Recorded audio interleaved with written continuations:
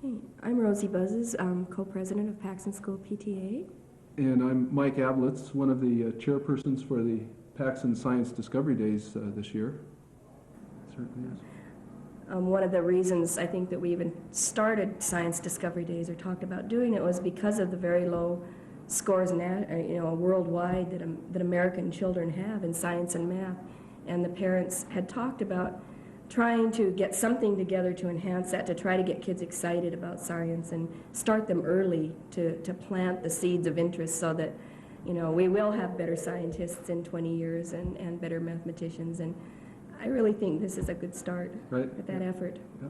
Really, Science Discovery Days began with just a couple of parents getting together and thinking of ways that they could share their professions with the kids. And there's been nothing but cooperation and a real great volunteer effort that's come from throughout the school and from their colleagues in the professional community and other professionals and people at the university. It's been really great. Yeah, I've really noticed that the presenters themselves have really gained a lot from being exposed to the children. A lot of the presenters are professionals, and they're used to dealing with science in terms of classification and investigation and some fairly, I'd say less interesting areas of science. But when they interact with the children, they're also reminded of the wonder of science and of the discovery and just all of the questions and all of the really exciting parts about science. And I think it's good for us as professionals to be reminded of that with our contact with the children too. That's great. I've seen that in the last day or so in talking to a lot of the participants, that they're having as much fun as the kids are. Right. And it's wonderful that these people, with their very busy schedules, will spend 2 days here doing this with the kids. But we had almost 100% return from last year's event, which kind of tells you that there is something in it for them too. Right. That they're getting something valuable out of it, and they're certainly giving something very valuable to our children. Yeah. One thing that we talked about was whether we should do this during school hours or have it in an evening. And what we decided was that we wanted all the children to have access to this, whereas on field trips or extracurricular activities, oftentimes not all the children are able to participate. So the nice thing about Science Discovery Day is that we do it during the day at school. Every class gets to spend an hour to an hour and a half wandering around, working with the participants on their particular exhibit, and we feel that that's a very worthwhile experience for all of them. Actually, there's some before and after work done with Science Discovery Days. We work with the teachers on the exhibits, and we give them a list of resource people. Oftentimes the participants in the Science Discovery Days themselves will come to the classrooms a week or two ahead of time and are available afterwards for follow-up as well to talk more about their specific area of science with the children. It also ties into the science curriculum in the district, and so it's sort of a supplement to that. And the idea is to get them excited in an area so that the teachers can then carry that further in the classroom as they discuss the various scientific areas.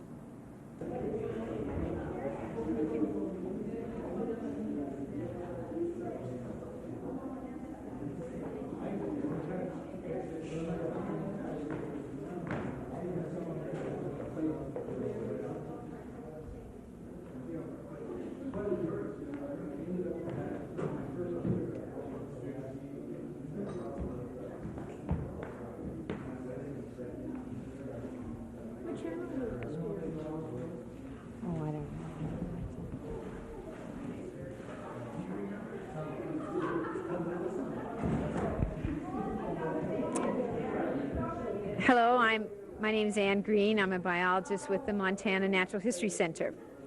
And I'm host of a program here at the Paxson Science Fair called What Makes Birds Different. And we've done it together with cooperation of the University of Montana Bird and Mammal Museum, which have kindly offered to lend us their specimens for our program. We usually start the kids off by asking them to measure their wingspan against the largest flying bird in North America, the California condor, which is a 10-foot wingspan. And show them a tiny little hummingbird as a comparison, and then go on and show them a silhouette of an ostrich. They're very different than what they look like in a book, 9 feet high with a weight of 350 pounds.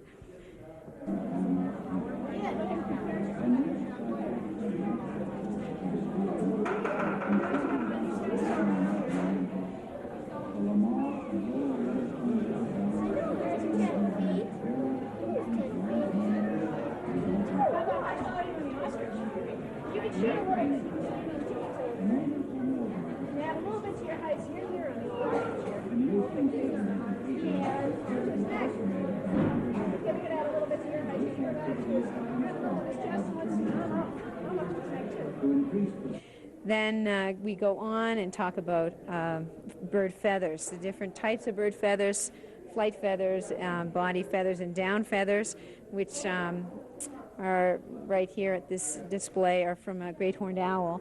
And we ask the kids to drop water on the feathers to see how it rolls off and how waterproof they are, and what happens to a bird feather when you drop when oil is mixed on or put on the feather, how it ruins the insulation properties, particularly of the down feathers.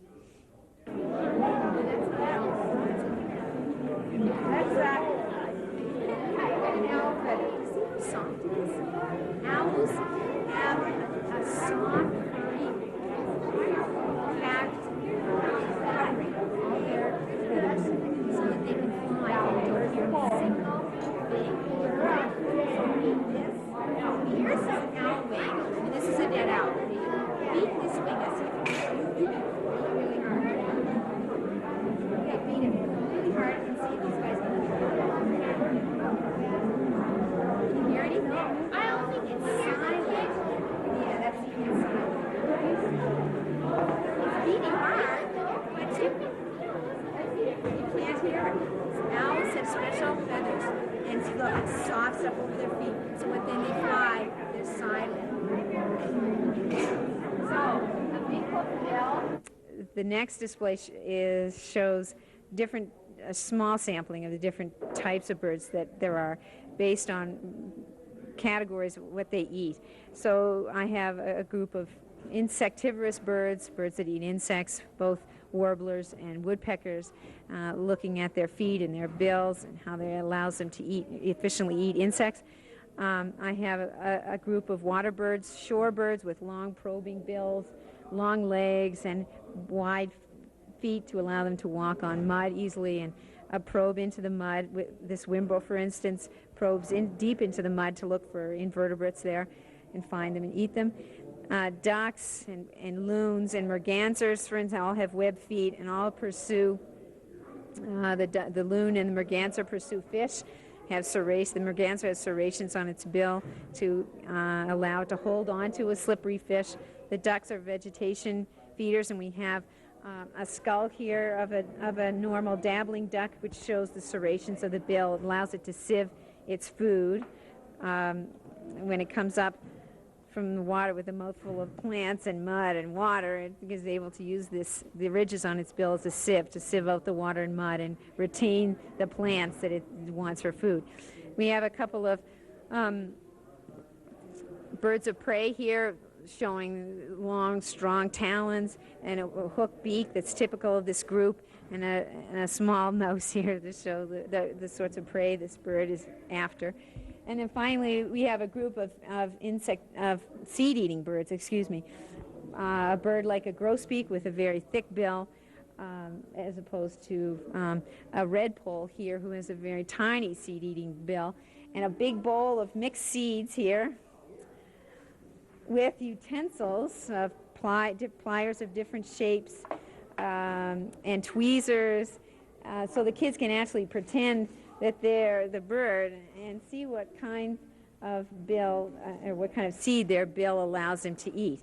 And if you are trying to be a redpoll and you've got a pair of tweezers, it's very hard to eat a big, heavy sunflower seed, for instance. So the kids get an idea. Feel how stiff his tail feathers are. Go like this, boing, boing, boing. See how stiff they are? You want to do it? See how stiff? Now what?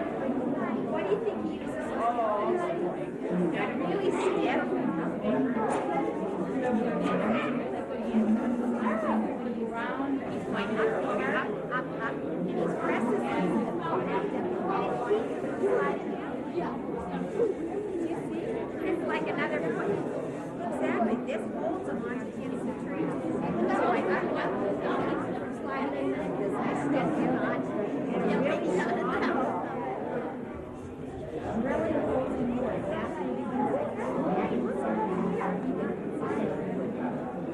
So what do you think these witches are doing? He's got his mouth full of plants and water and mud. He just wants to eat the plants. So he goes, right, it's a sifter. Get it? And you put these together and it sifts them because he doesn't want to water and mud. Has everybody seen it? Now watch what happens. Now watch what happens. You don't have to touch those. Now this is a water bird too. The magic. It's got wet feet. Look at his bill. His yeah, these are the real wet feet that they painted them. Yeah, you are right. You're very right. It's his rudder. That's what he uses to help him go through the water. He dives under the water with submerged, so make sure you wash your hands. And look at his bill though. Look at the top of his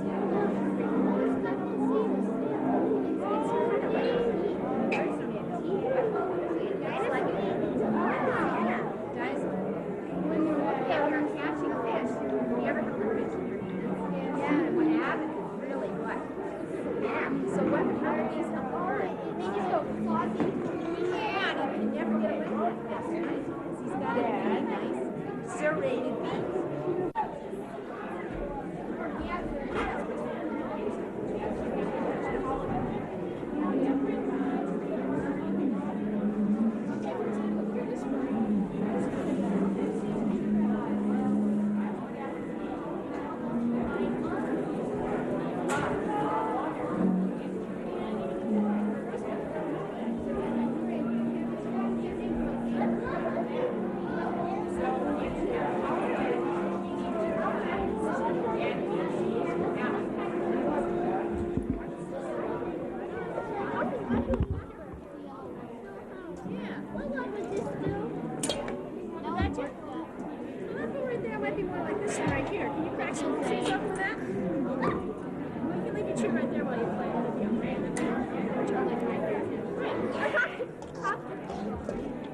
Oh, neat. Let me think, what kind of hawk is this? I'm trying to think of what kind of hawk this is. Merlin? I think you might be right. He doesn't really have the colors of a kestrel, but he's really small. I think you have a kestrel here. No, you don't. Yeah, you can check it in the bird book. I haven't had a chance to look him up yet. We came here. I guess the reason I'm involved in this is because the little ones, if they can be exposed to electronics technology at an early age, we possibly might develop some interest and aptitude, etc., for the field. Hello, my name is Michael Lear, and I'm an instructor at the Missoula Votech. This is our second year with this booth, and we're excited about this program.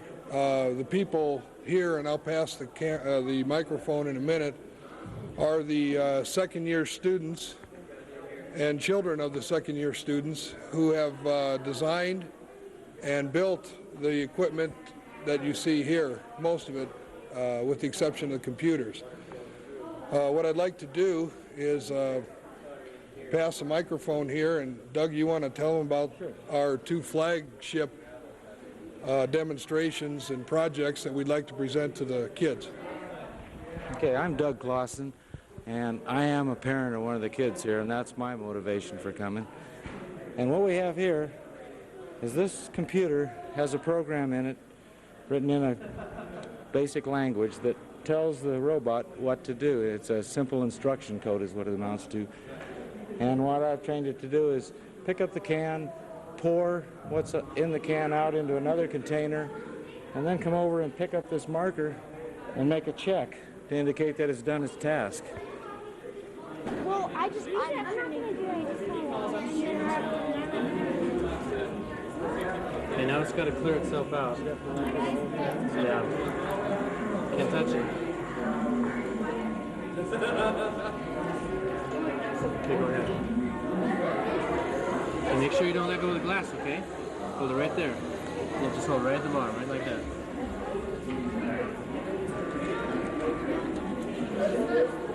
Kelly, you have to get from what? I'm just looking at it, God.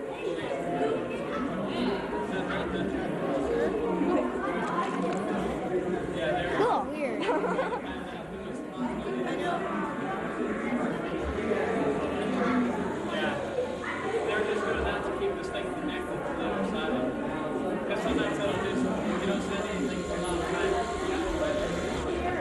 You got to drink it? What's this from? Siri. I'm getting. Huh? Oh, I'm not waiting that long. You have to. I don't have to get it if I don't want it. Well, you don't get any. I don't want to get any. Oh, yeah, he has to wait for him to pour it.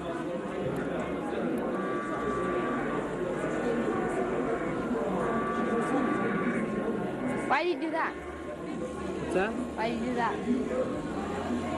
It's gotta get all aligned back up to its original home position so it knows how far to go to do the next step. Okay, the laser, what it does is it bounces a beam on these mirrors that are centered in the center of the speaker. It goes from one mirror to the other mirror and then up to the ceiling. While the speakers are being stimulated by these two frequency generators which cause them to vibrate at a certain frequency. And that creates a pattern on the ceiling that's kind of interesting, to say the least. Is this on? Is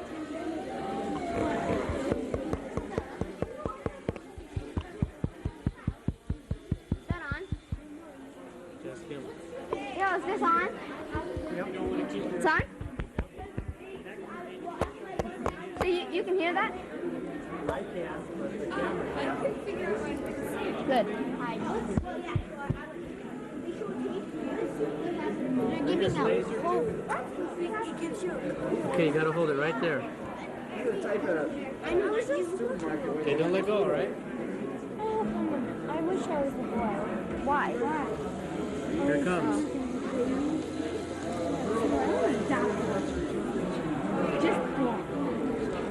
Same here. Is it ready to pop? But I want to get fat. I know. Get fat. Yeah, you'll eat a lot of junk. Get all chubby and stuff. Oh, you had to move it that time. No, it'll hit there if you just hold it real still. And we have a piece of fiber optic. Fiber optic is one of the latest innovations in technology, electronics technology, and we thought we'd have a little demonstration with that too.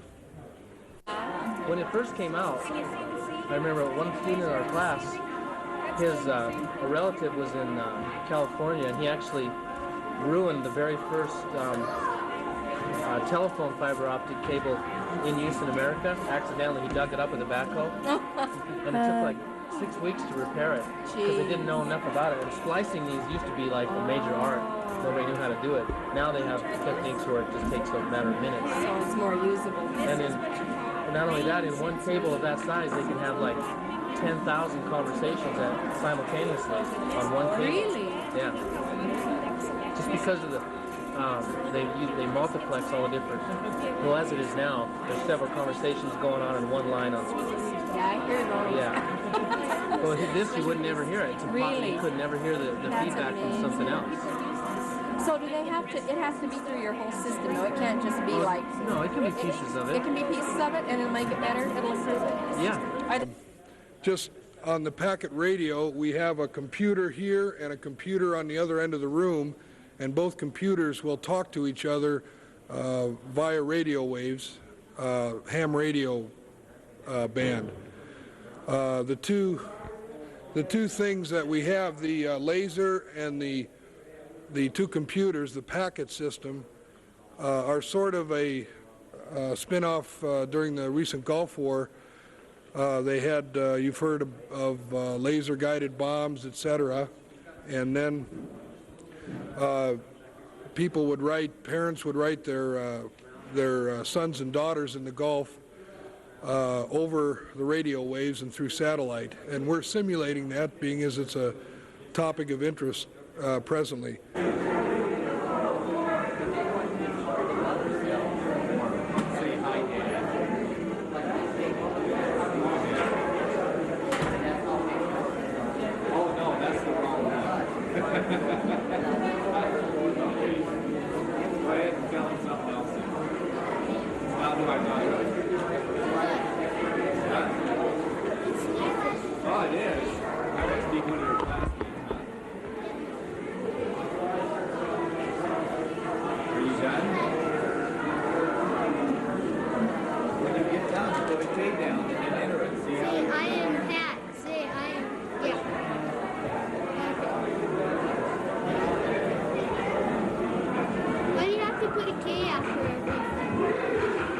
Because that tells him on the other end that it's his turn.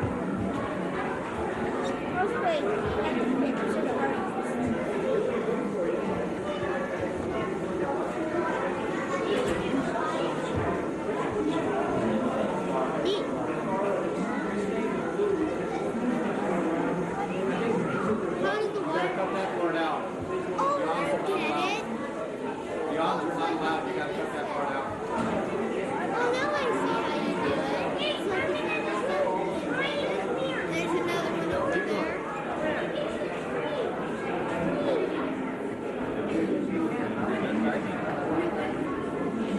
This is called Paxson. Hi, I'm Dr. Tom Roberts. I'm an internist here in town, and we're here today at the Science Fair at Paxson School. And what we've arranged is a view of different parts of the body so the kids get a sense of how the body works and what different parts we have. We have a number of exhibits set up around the room here, and I'll just walk through them with you. The way we've been doing it today is having the kids come in and look at a series of x-rays. We have some interesting x-rays today. The one on the bottom here is an x-ray of a hand, and that hand has 2 thumbs. So we talk about how many bones we have in the hand and how the thumbs fit together.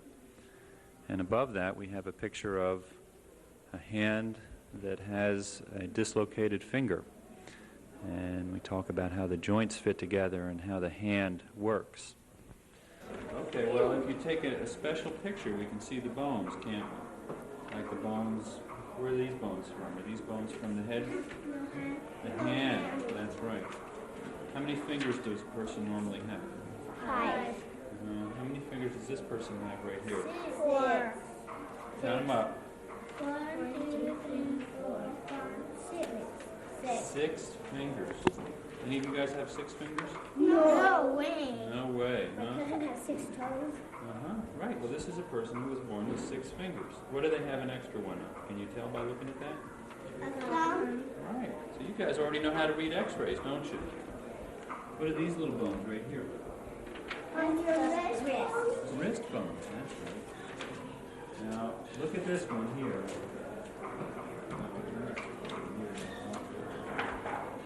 What's wrong with this x-ray right here? See anything wrong with that? Either this one or this one? Yes. Where's that at? That's right at a joint, isn't it? What's a joint? Your knee joint. Your knee joint is where your bones bend, isn't it? So the bones don't actually break when you move them, right, do they? They just roll on top of each other. So this is a finger joint right there. That's where the 2 fingers come together, right? 2 bones.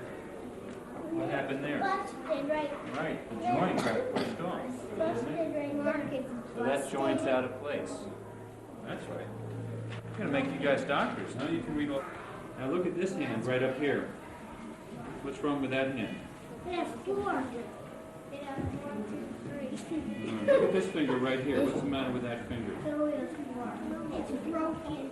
Yeah. What happened to it? It got pushed off to the side.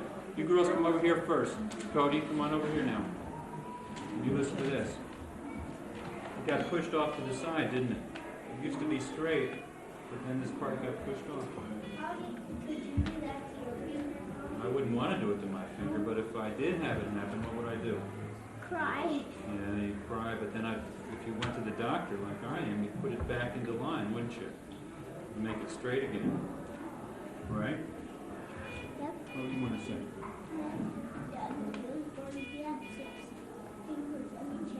Did he really? See, some people are born with 6 fingers, aren't they? Did you have 6 fingers when you were born too? No? All right. We have an x-ray of the lower portion of the leg, the shin, and we talk about how many bones are in the shin and how many bones are in the leg and try and help the kids recognize what bones are. And this x-ray shows that the bones are actually broken. And the x-ray right next to that shows the bones that have healed, but healed out of place. And out of that, we talk about how to make bones heal and how they fit together, and talk about casts. Casts work to hold the bones in place when they're healing. Which brings us over here to one of our favorite exhibits, which is Get Your Own Cast. And we have a volunteer mother here today who is busy putting arm casts on. Not full arm casts, but just around the wrist, so the kids get a sense of a wrist cast. And that seems to be pretty popular. They can write on it when they're done. What's this an x-ray of? Leg. A leg. Which part of the leg is that an x-ray of? Shin. The shin. What's the shin? The lower part. How can you tell that's an x-ray of the shin? That's what it's, a thin part. How many bones are in the shin? 2 bones in the shin, right? And 1 bone in the other part. Well, maybe we get that skeleton and look at that after we look here. But what's wrong with this bones here? What's wrong with them? Or they look like they're normal bones to you guys? Well, it broke right there, didn't it? The bones are brittle. You can break them like sticks. So what happens if we break a bone? What do we try to do to make it go back together? Fix it. Fix it, right. How do we fix it, you think? With special tools from the doctor. I'm going to tell you how we fix a broken bone. You want to listen real hard? Yeah. Okay. We get a bone like that that's broken. You know what we do with it? What? We put it right back together so that it lines up, just like that. Not so that it's crooked. Put it right back in line. And then what does the body do? The body grows it back together. If we line it up, it'll grow right back together. Have you done that before? Sure, I do it all the time. And then we put a cast around it to hold it together. And that's what Maggie's got. She's got a little cast on her arm to hold her arm together. Otherwise it would fall apart. Oh, Lindsay, I mean. Lindsay has that. So what happened here, you guys? Look at this one. What happened to that bone, do you think? Anybody guess? It fell apart? That's just like this bone, isn't it? It's the same place. Only this grew back together, didn't it? See how it grew back together? But it left a big lump there, didn't it? You know why it left a big lump? Why? Because that person didn't have them lined up before they had their cast on. They just had it put back together when it's like that, and it just grew together like that. So, no, it's not very good. So that person's going to have a lump there for the rest of their lives, aren't they? Okay. That's what happens if the bones don't grow back together right.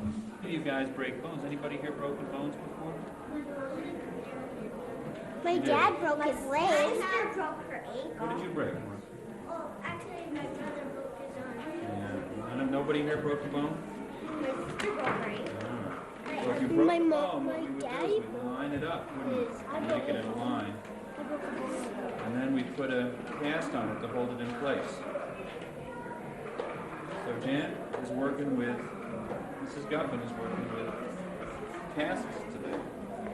So if you guys had a broken wrist, we would line up the bones and we put a cast on it, wouldn't we? If you guys want a cast today to see what it feels like, Jan can put one on you, okay?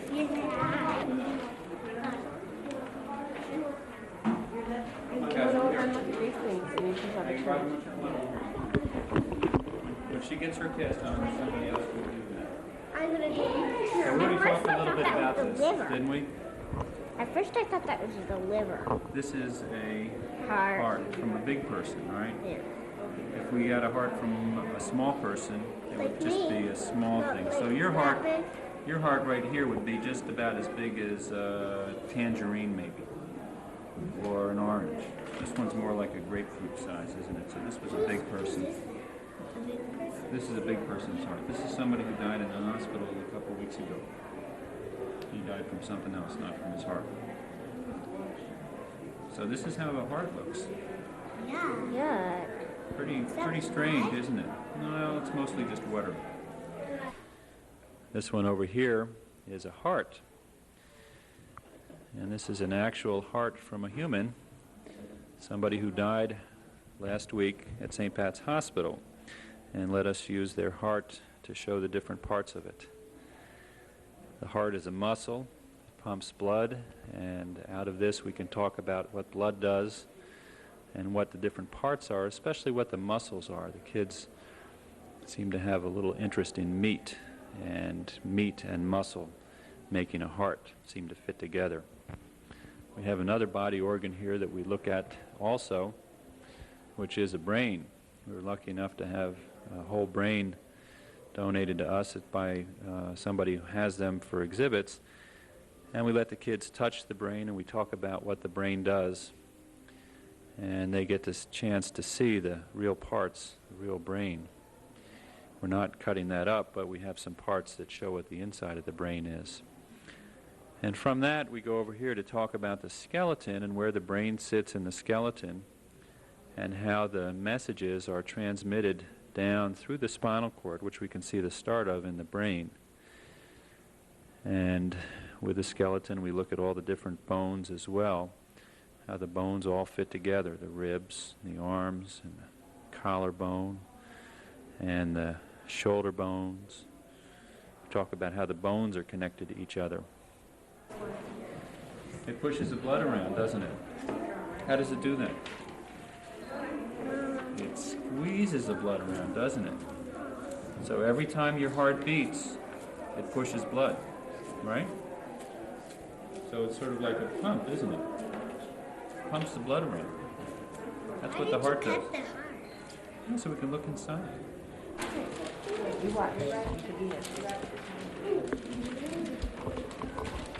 your hand right in there. Here we go.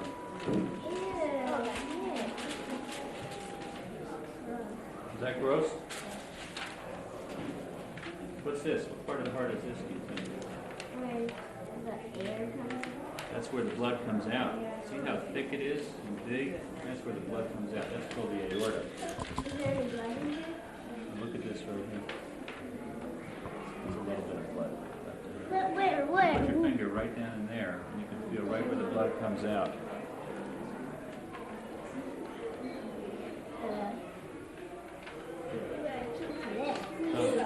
Don't mess with the water. That's just water and a little bit of blood. There's a blood level. It has oxygen in it, and it has food in it, right? So the body has to have oxygen and it has to have food. That's what the blood carries. Is that a real heart? What do you think? Yeah. Or is it make-believe or real? Real. Where did you get it from? Where do you think it came from? A person. A person, right? Somebody died last week, and they let us use their heart so we can show people what hearts look like.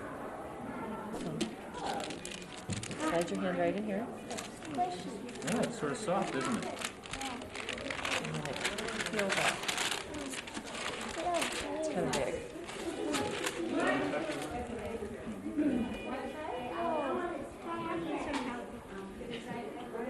Just put your hand right in. It doesn't really matter how it goes in. Yeah. You want to stick your finger down here, you can see right where the blood comes out. You can feel right all the way down into the heart where the blood comes out. Put your hand in. That's the heart valve in there. That's the valve. Oh, what are those? And all the signals come What from are your these brain. little things? Don't pull on them now. See what this is right here? What's that look like? Part of your brain. It's got a hole in the middle. How come? So blood, that's right. The blood pumps up through there.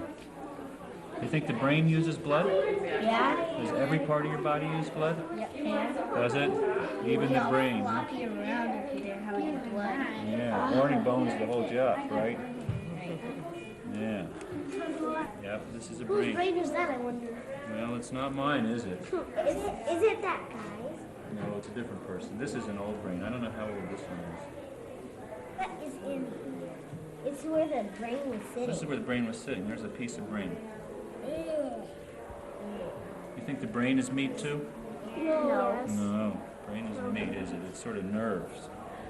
I said no. Yeah. What's inside the brain? Just more, this is what it looks like inside. See? This is actually a slice. This must be a different piece of brain. But you see on the outside, this is what we were looking at here on the outside. And then on the inside, there's a little different color, isn't there? I wish I could look inside that brain and see some numbers. So here's the brown part. That's where we do our thinking.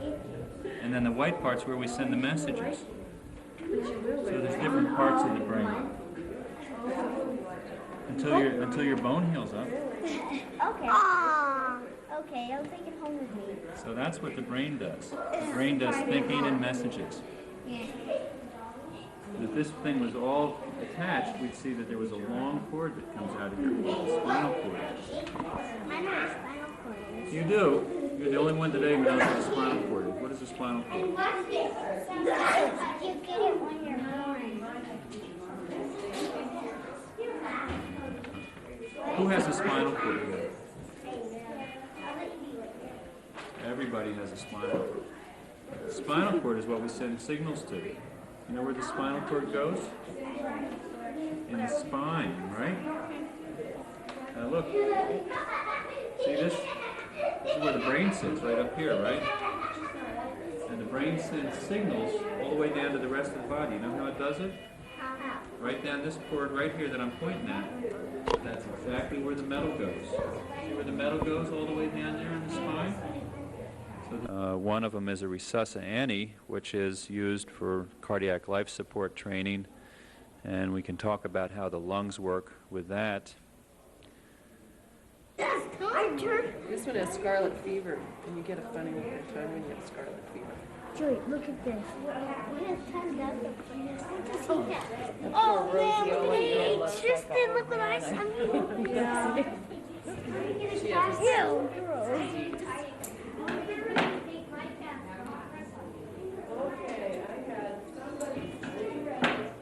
Hey guys, who's here? Go. For the older kids in the 5th grade, and I believe also in the 4th grade, we have a video. We haven't shown that yet. This is for kindergartners so far, but this video will be about childbirth. And we have some posters over here that you can see which talk about how the children are born. And actually, later on when we have that exhibit, we'll have a real model of a female pelvis and show how the baby comes out through the pelvis. Kids have been pretty excited. They like the casts. They like the parts of touching the body parts.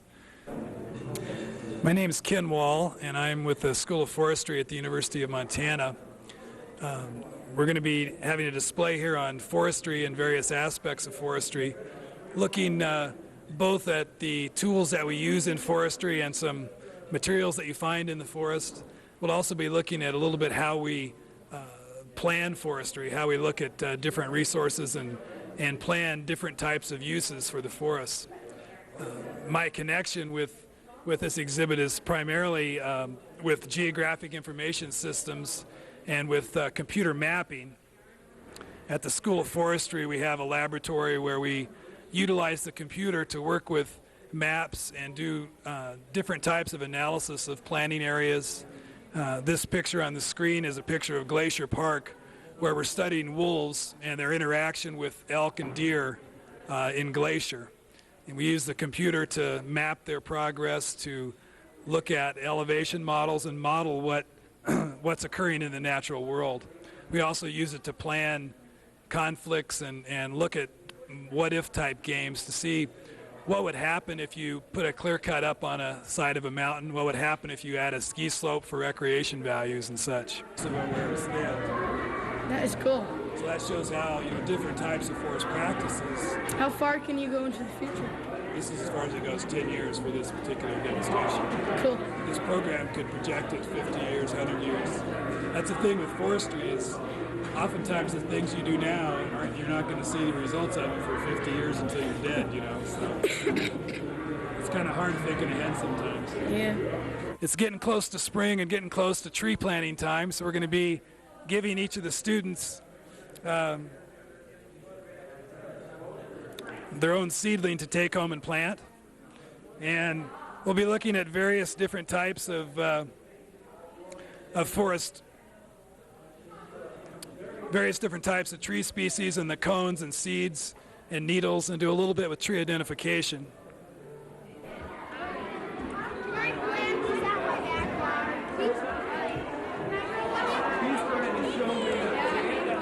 And we'll also be looking at tree rings and how we can count the tree rings on a cut log and age the tree.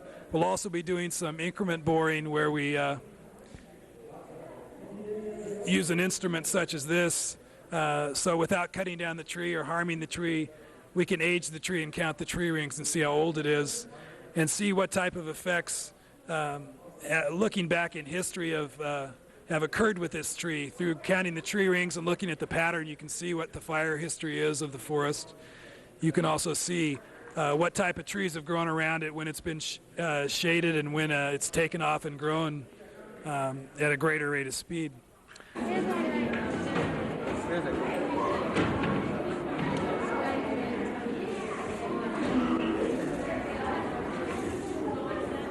you're starting. Let's see. Get me in there.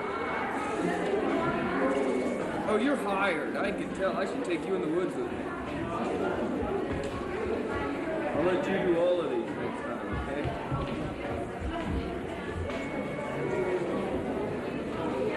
I love the kids. I love the kids doing all the English movies.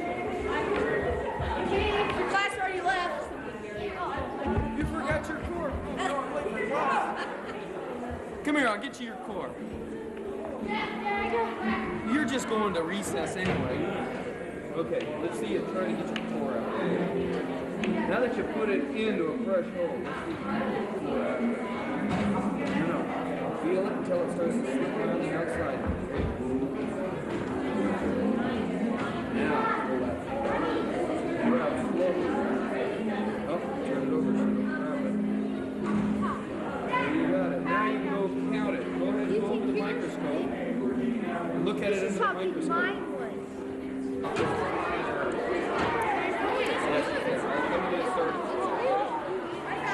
You understand why we do this? This is the only way we can look at the inside. This is like a mouse.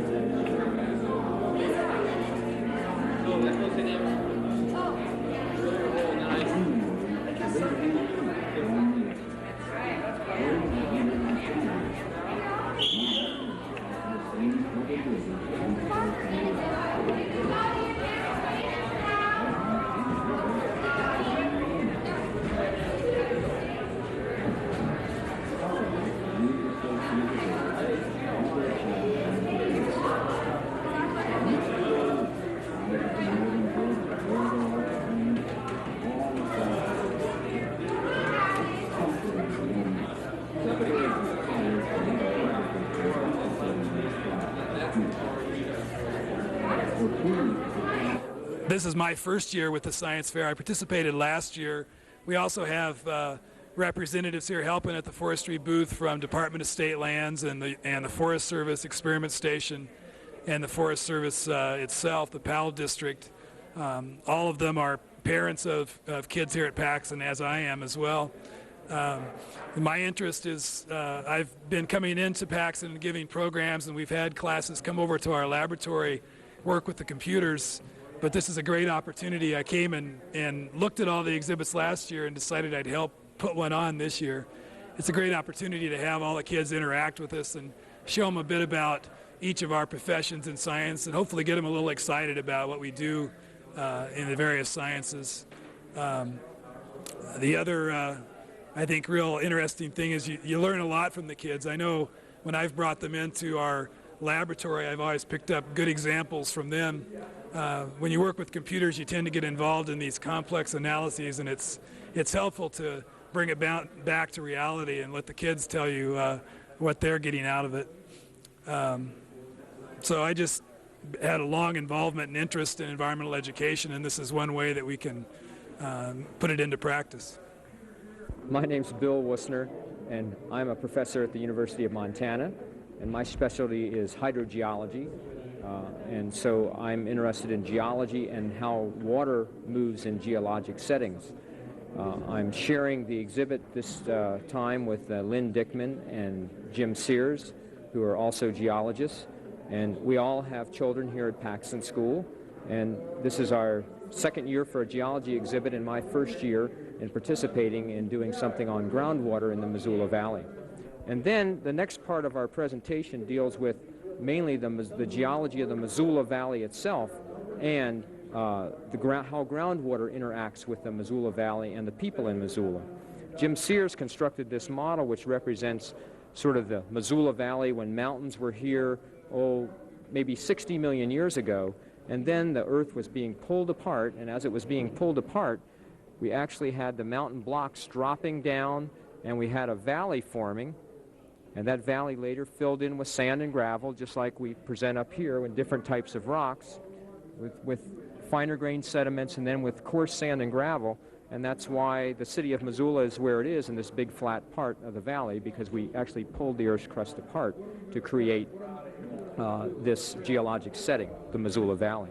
And this is an example of what the Missoula Valley, a long time ago,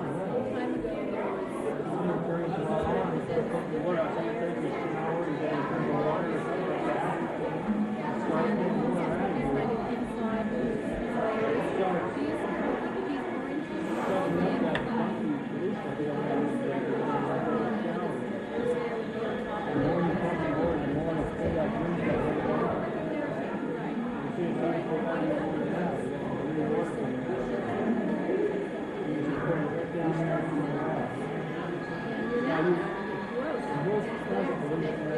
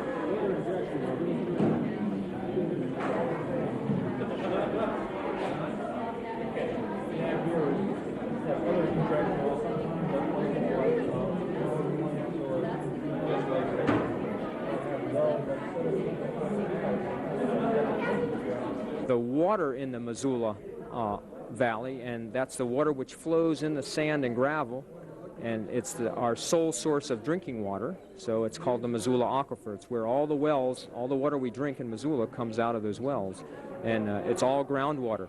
So the first part of the display deals with water quality, where we try to get the students at all different age groups to test some water, and they try to look at what happens when we look at Missoula water, and then we add a little vinegar, and how does that change it? Then we add a little baking soda, how does that change the water? And then we take things like a little bit of salt and dissolve that in the water, and then also measure properties of the water and try to get the point across that water has minerals dissolved in it, and sometimes those minerals are natural and good, and sometimes they're not. Yeah. Slower than this? Faster than this or slower? I think slower. You think slower? Why do you think so? Well, because there's a lot of spaces between the rocks. Okay, that has everything to do with it. That's very good. A lot of spaces in between here, a little less space in between here, and not much space at all between here. Okay, let's turn this on and count to 21 and see how much water we get. Since 21 was how long it took to get through there. Okay.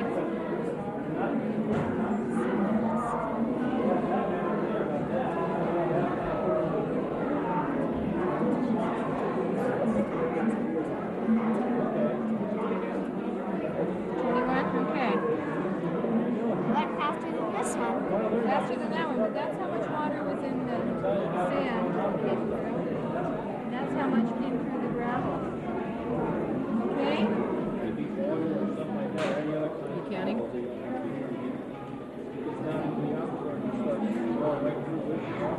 It doesn't go down as fast because it doesn't have much separation. That's right. Not as much as this, but a little more than this, because you can see it did go down. Yeah. Yeah. Okay. So in Missoula, where we are right now, like underneath Paxson School or underneath wherever you live, there's mostly this kind of stuff. So the water travels through really fast compared to a lot of places in the world, a lot of places in the United States. Okay? And then the last part of the exhibit is actually a physical model of the Missoula Aquifer that we've tried to put together for the students to get a feeling about how groundwater actually flows in the Missoula Aquifer. And we have two sides of the model. This side is just the basic geology of the valley, and we inject a little bit of food coloring to watch how the water actually moves from one side of the model through the gravel and then out the other side, and we can study that. And then we have an example of sort of a real-life situation in Missoula where we have a house and some lawns and a street, and then we have a storm drain down here, and there's over 3,000 of them in the Missoula Valley. And we put some dye in the storm drain and put a little rainfall in there, and then we actually get a plume of contamination coming down from the road that enters the aquifer and then flows along towards this person's well where they get their water supply. And we can actually turn on a pump and pump water out of the well and watch what happens to the contamination in the aquifer.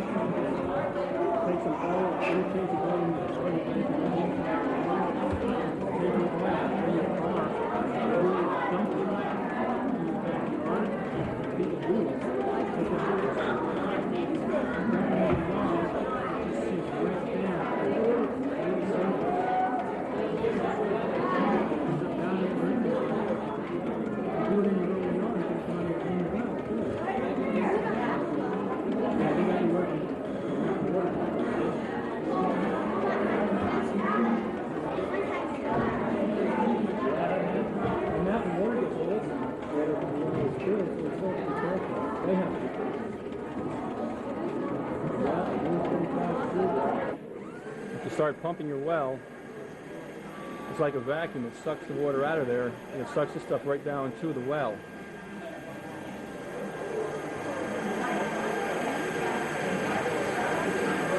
You can just see this slug of pollution moving right along here, right through the aquifer. How do you make it move from one place to another? Well, we're pumping water from this side over to here, so the water on this side is a little bit higher, okay? And because it's a little bit higher on this side, it's going to flow in this direction, just like it does in the Missoula Aquifer. The water at the east end of the aquifer near Hellgate Canyon is a little bit higher than the water on the west side. So the water flows from east to west through the Missoula aquifer. And we're pumping the water from this side over to here and it just makes it flow in this direction. So here you can see this green gunky stuff that's been dumped down onto the street and been washed down into the drain, being pumped back up out of the well. You can see the green water coming out of the well. And you wouldn't really want to drink that water. There was oil and stuff in there. You probably wouldn't even be able to see it if it was really in there. It would be invisible. They wouldn't even know that you were drinking it. How could you prevent this from happening? Well, the way you can prevent it from happening is by not dumping things like oil and gasoline and paint and things like that onto the streets or onto the ground. They should all be recycled, taken to recycling centers. And Missoula has some 3,000 of these drains, and they need to be hooked up to the city sewer system, which is being done now, but it's going to be a long process. In the meantime, you have to be very careful about what we do with all these materials. We don't want to throw pollutants out onto the ground and things. How do you pump it from here to here to that? Well, come on back here. I'll show you what we have.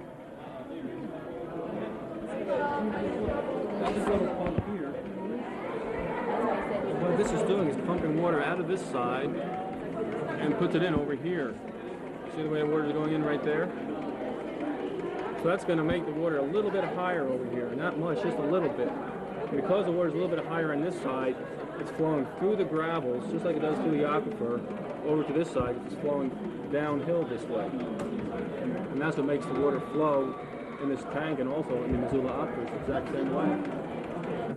Okay, my name is Linda Schlang. I'm the manager of Software Etc., computer store out at the mall. And I see a lot of parents coming in all the time asking about educational software, and it's a great complement to the classroom activities. I preview a lot of the educational software that we get into the store, and sometimes I bring it into the classes, and it's great to be able to see how the kids react to them.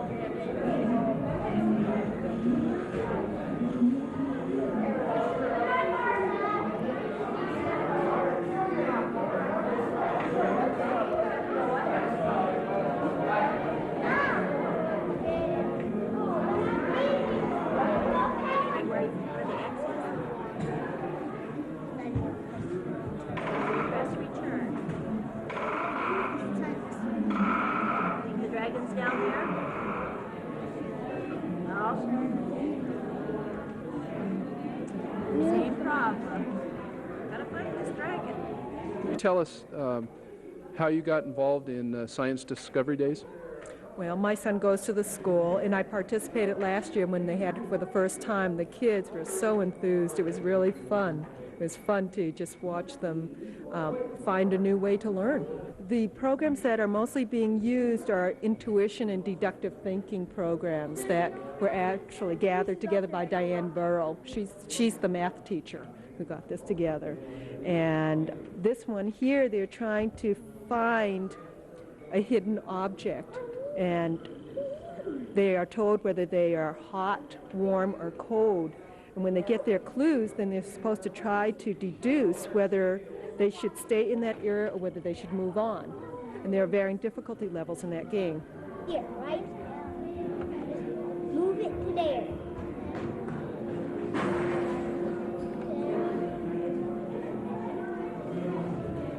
Okay, now. No, not there. Must be right here. Yeah, maybe. We're gonna find it. I know that.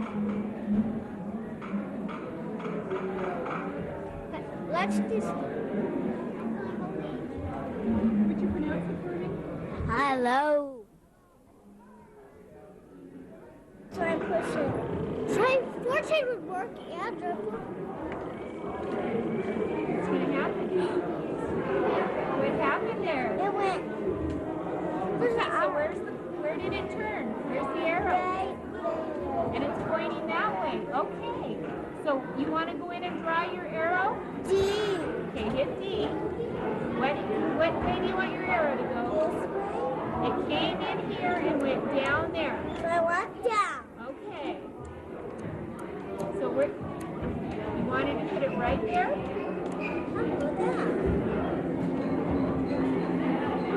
Okay, hit return. Return. That's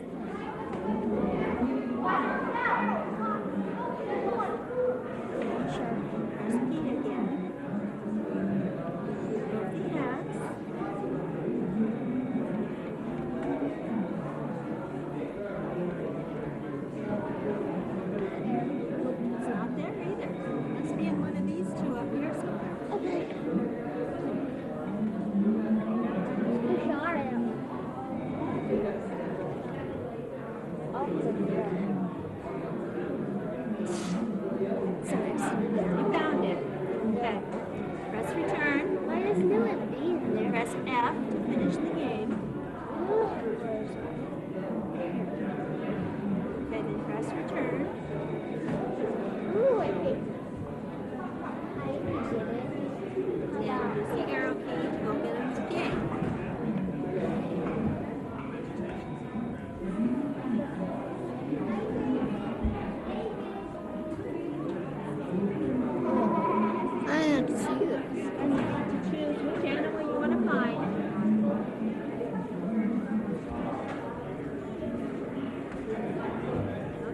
Somewhere hidden in this screen is a blocker, and you can find it by moving this little box around to the different numbers. You find the number that you want to use, press return, or use the arrow keys to move it. It's always neat to see that kids think that they're playing a game and yet they're learning, and it's oftentimes subtle kind of learning. You can have straight math drills, straight spelling programs, but a lot of these right here are the deductive, the higher level thinking, and so they don't realize necessarily that they're doing that. My name is Jody Bishop, and I work for the Rocky Mountain Elk Foundation. I manage the visitor center there. I have a degree in wildlife biology and a real keen interest in educating children about conservation education and the world of wildlife. Well, Jody, could you show us some of the things that you have on display here today? Well, sure. I have some skulls of various animals, some carnivores, and here's an elk. And I have some antlers from different white-tailed deer, a mule deer, and an elk. Show the kids the differences between the different sets of antlers. With the skulls, I can show the difference between the carnivores and the herbivores. Elevation. What are these? They belong to different types of animals. I think that this one is too. Got these big canine bear. That's right. That's a grizzly bear, and this is a black bear. The next 2 months, Grizzly bear is larger than the black bear. sweep up the mountains, This is another type animal. drawing the What loose is mammals. it? You think? It's a cat. The migration is not It's a fast mountain herd, lion. It's but a is type of cat. instead one small We group, have one up on Mount drifting Sentinel. toward Yeah, their that's right. You know what this one is? No. Some journey will take several months and cover more than 100 miles. Are you serious? That's the size of their heads? Yeah, they're really large. Whoa. Compared to this thing? Yeah. And this is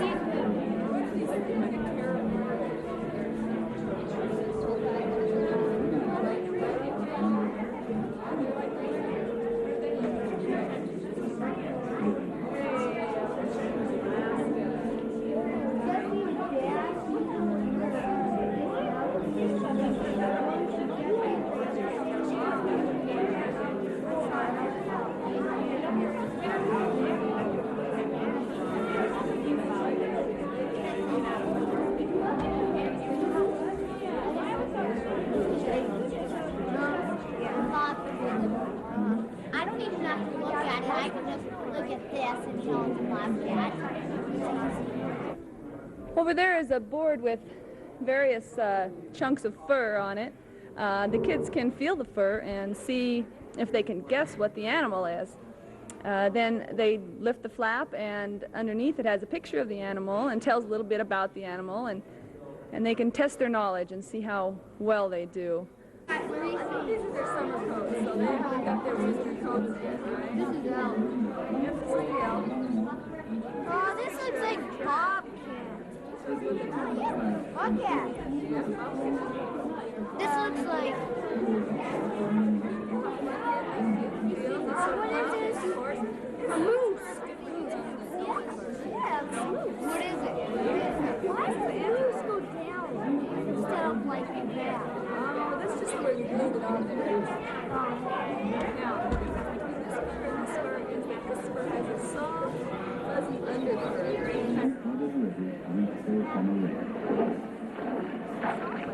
Rams, these rivers offer only momentary barriers. Cow elk leave the safety of the herd, have their calves instituted. For the next 4 weeks, cows of the northern herd will bear their offspring all across the earth. This scattering of the young discourages coyotes and other predators from concentrating on the calves for food. For 2 weeks, the calves are especially vulnerable to predators. The bark from the cow signals danger.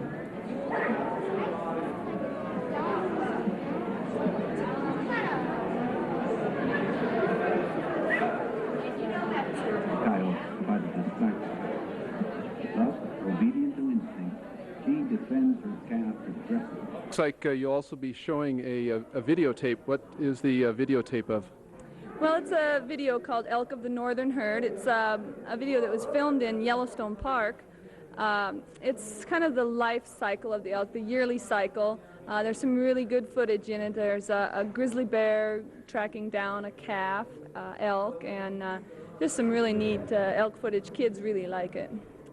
Like I said, I have a real keen interest in educating children about conservation education. I feel that if they learn at a young age to conserve the wildlife and the habitat, that they'll grow up and teach their children to do the same. And it's just, and it's a lot of fun to see the kids' reactions to the different things, and it's fun. Thank you, Jody. Hi, my name is Rita Steinbush, and I am a representative from Montana Power Company. Through the school year, I give presentations on energy and natural resources to thousands of children in the schools around Missoula and the surrounding area.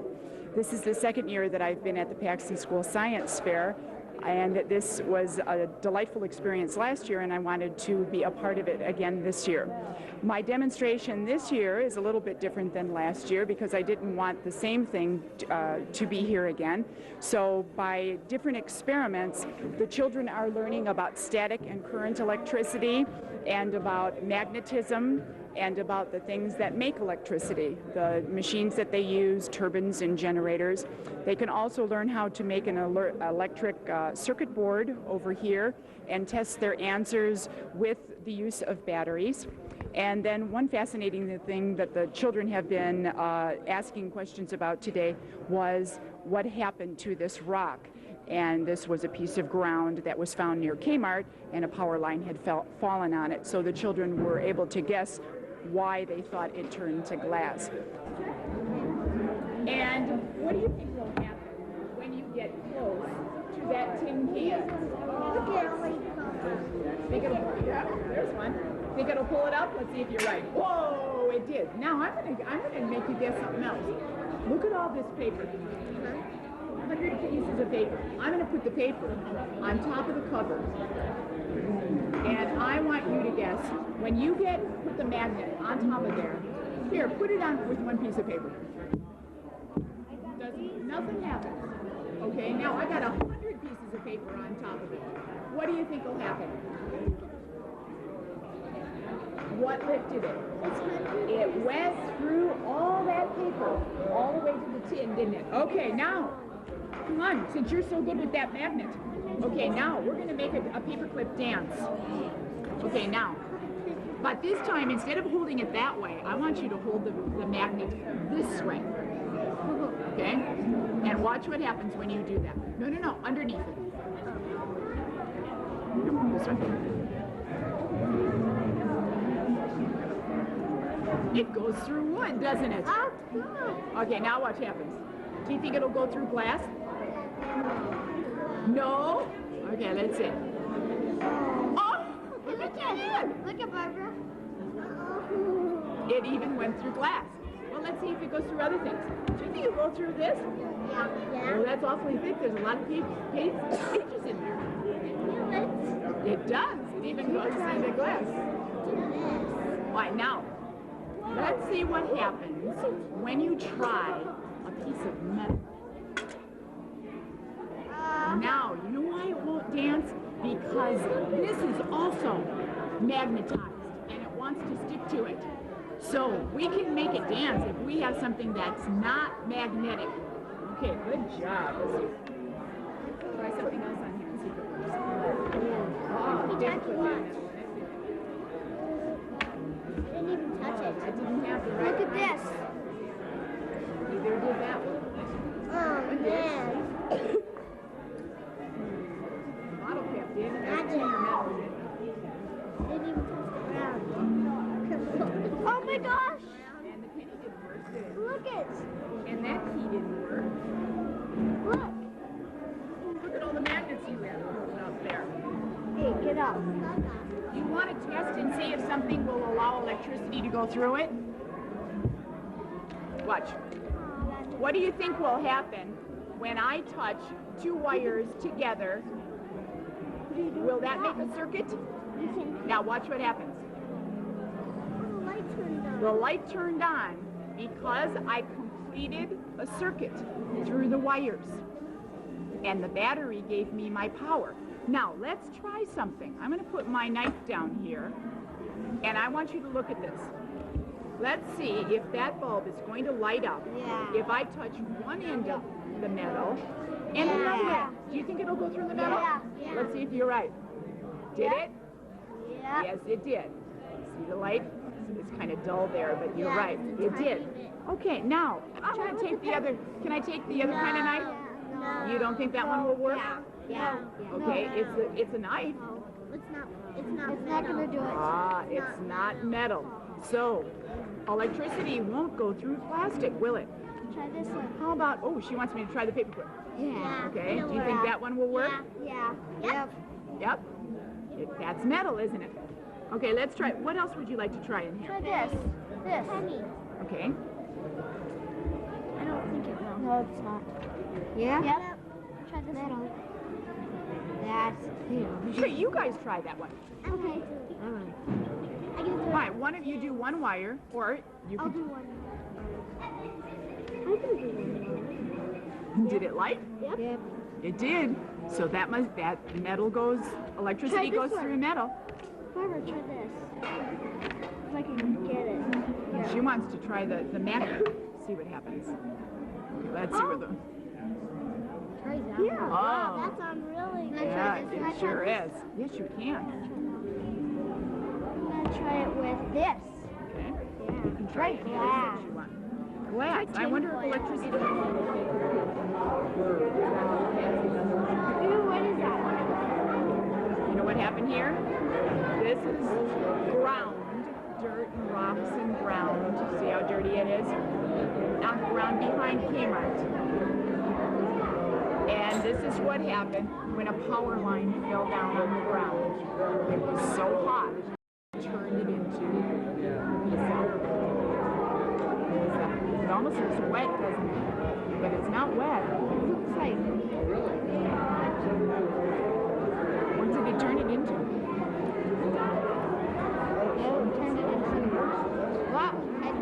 Sort of. That's a piece of glass. Turned it into glass. When the power line fell down on it, it turned it into a piece of glass.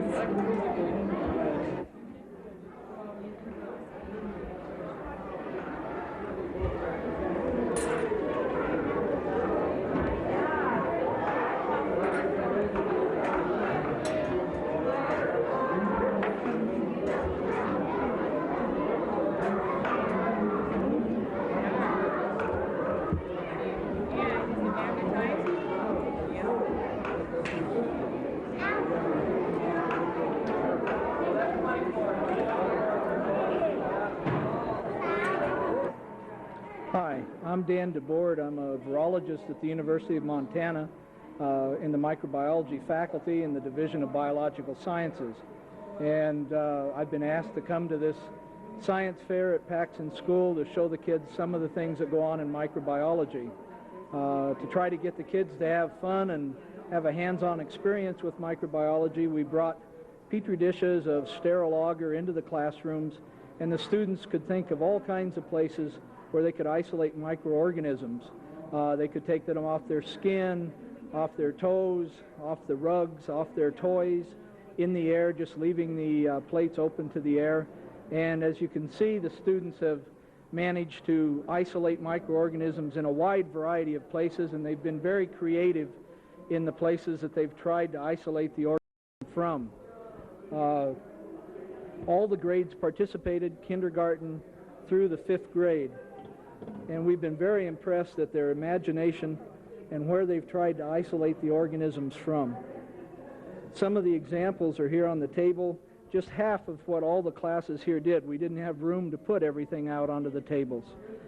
Tomorrow during the science fair, when the students come to see what they've found, we'll tell them a little bit about the different types of microorganisms they've found, the fungi, the bacteria, and we will make slides of some of the more interesting colonies for them, and they can examine these under high-powered microscopes and actually see the individual bacteria and fungi themselves.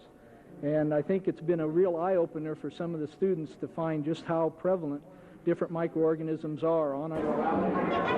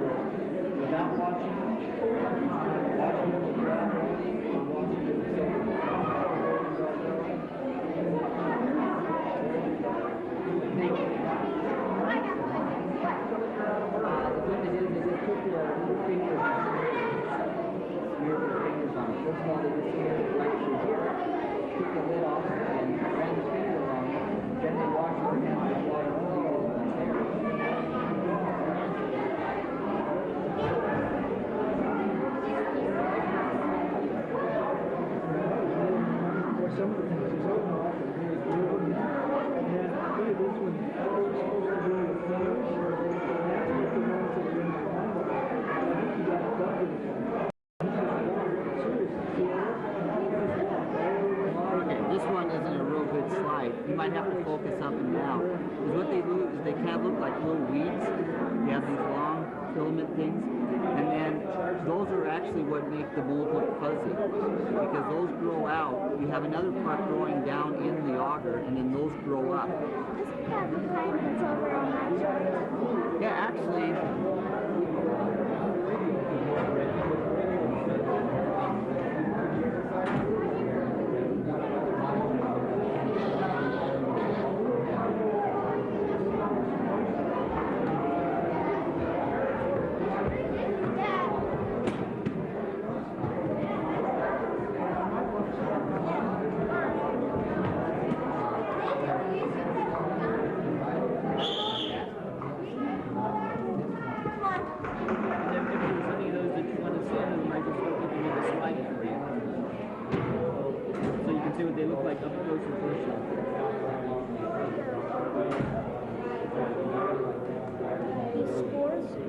You want a slide of those. Okay.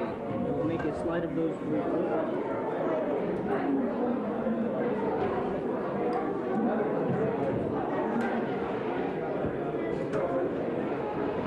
Okay, this is the dye that we use.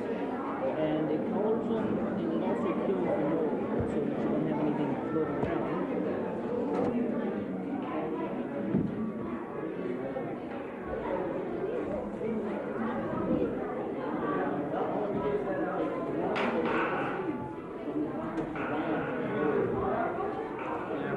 Cover slip on it. And now we'll take it over to the microscope and have you look at it.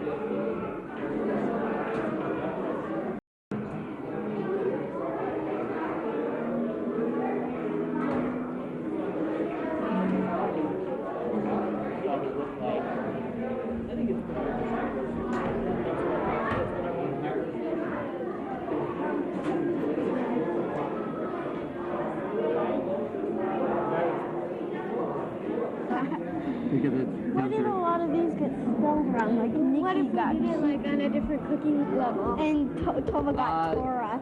A lot of these, can you see those little black specks in here? Yeah. Okay, those are the spores that I'm talking about. Okay, and that's one of those little black specks. All it needs is a wind to pick it up and carry it and blow it to someplace else, and it will start growing an entire thing like this all by itself. So it's got dill. And these are really resistant, so if you heated one of those spores, it probably wouldn't kill it. Okay, and that's why a mold is able to live for a long time before it starts doing it. You might get one or two on a piece of bread, and then when it's just right growing conditions, it will start growing, and that's when you start seeing the mold. Where would be the best growing conditions at home? Actually, one good place for a mold is where it's damp. Yeah, in a closet. Right, so if you have a basement, a lot of times you can have it like on carpet. If you have a moist area on the carpet that doesn't get dried out, bread, that's why bread starts growing mold after time, because the bread has moisture in it, and it has a lot of food. The mold actually eats the stuff out of the bread. Can I like actually put this in maybe keep it there, like stay up here and see what happens, or what do you think would happen? Well, eventually what it will do is there's only a certain amount of food inside these plates. Okay, and what it does is the food diffuses over to the bacteria or the mold, whatever, and pretty soon it would run out of food to eat. And so just like anything else, it would start dying due to starvation. So if I checked it, would it grow? Yeah, grow it for a while. And what we do for cultures for different bacteria that we want to keep going is every now and then we go back to it, take a few cells off of it, and put it onto fresh media. And so it has all new food to grow. And that way we can actually keep these bacteria growing as long as we want. So psychology then is the science of behavior. By behavior, we mean more than just what you do. We also mean how you feel or what you think and all those kinds of things. Almost anything that a human being or even a lower animal can do is something that a psychologist will study and become interested about. Now, we do various kinds of things. Most people, when they hear the term psychologist, thinks that this is a person who works in an office who might help people that have behavioral or emotional problems. Now, that's true that some of us do that, and I do that, but most of us don't. In fact, most psychologists are involved in what most scientists do, that is doing research, conducting experiments, and then teaching about what they know. That's what your dad does, right, Gabe? He's interested in children's behavior, does research in that area, teaches at a university. That, in essence, is what any scientist does. Our subject matter is simply behavior. Also, there are psychologists in the school system. I think you have one here, a school psychologist. In a situation like that, if you're having some difficulty, studying, learning, or whatever, you could go see this psychologist, and he would use some scientific methods to attempt to find out what the problem may be, and then he may also try to help you a little bit. I am in private practice, therefore I have an office in a medical setting, and people who have behavioral difficulties or some emotional problems may come to me, and I'll do the same thing. Initially, I might do some testing, scientific testing, to find out what's going on with this person, and then I'd try to help them solve the problems that he or she may be having. So generally, that's what psychology is, and that's what psychology or psychologists do. In fact, your past can either help you or hurt you solve problems.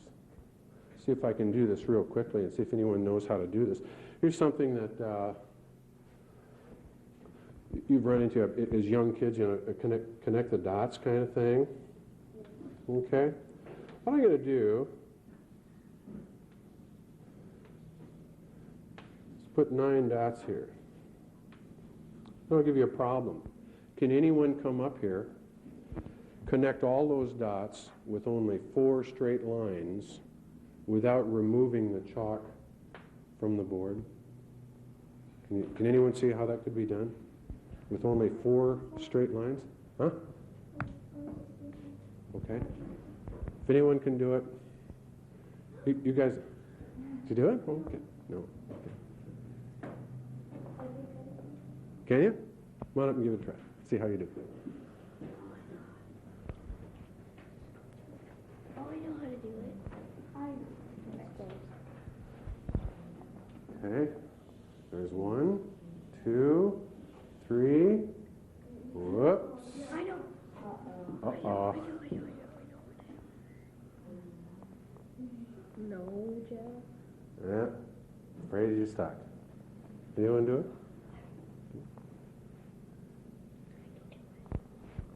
Show me how you would do it. Okay. 1, 2, 3.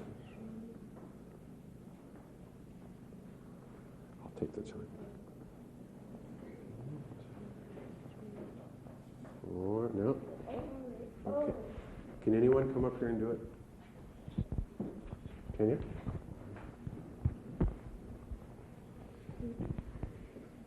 Here, let's erase that. Those lines.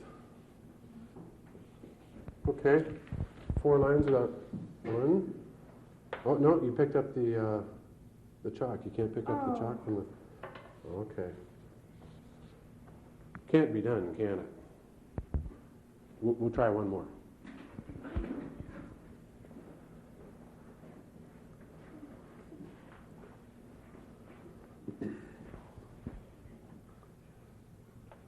One.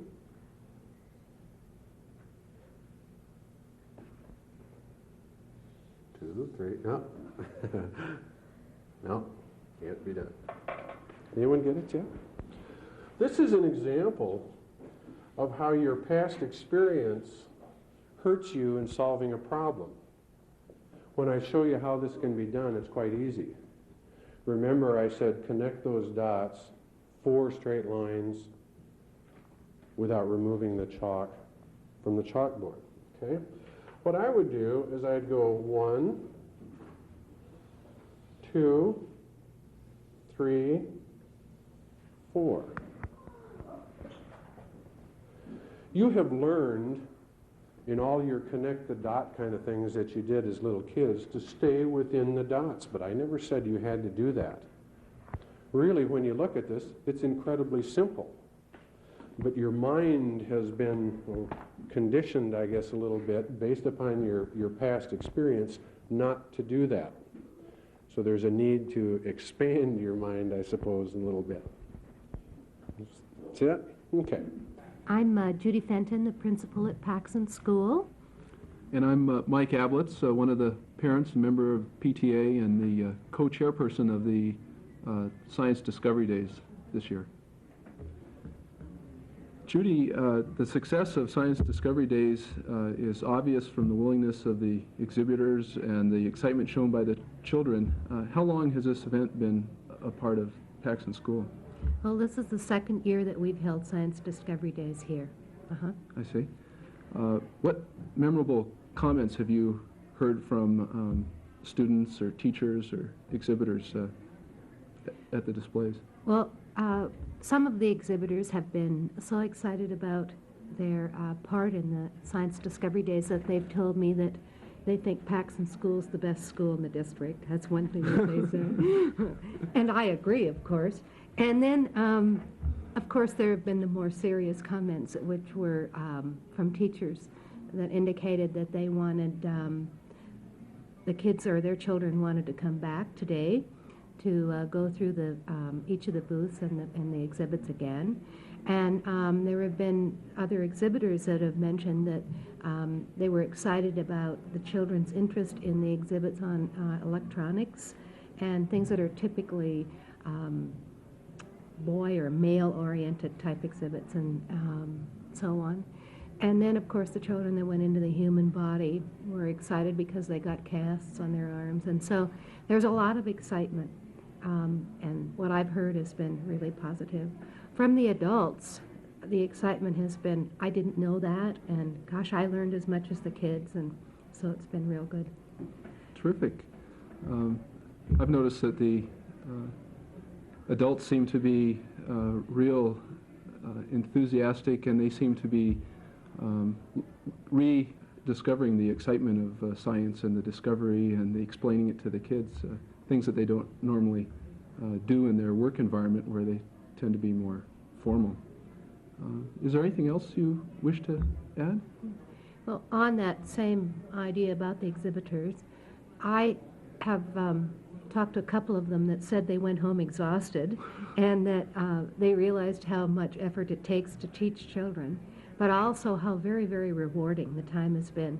And when you think about professionals in the community giving up 1 to 2 days of their time, it's just really exciting. And that link between the community and Paxson School is just marvelous. The other thing that I want to comment on is we know from the research, most recent research that has come out, that for young primary youngsters, 80 to 85% of their learning is tactile kinesthetic, which means they learn best by touching, feeling, observing, and being a part of an activity. And so that means that, to me, that the Science Discovery Days has an extra added benefit for our kids because they can actually become involved in what they're doing. So it's real special. That's great. Well, we sure are looking forward to having it in years to come and hopefully continuing it.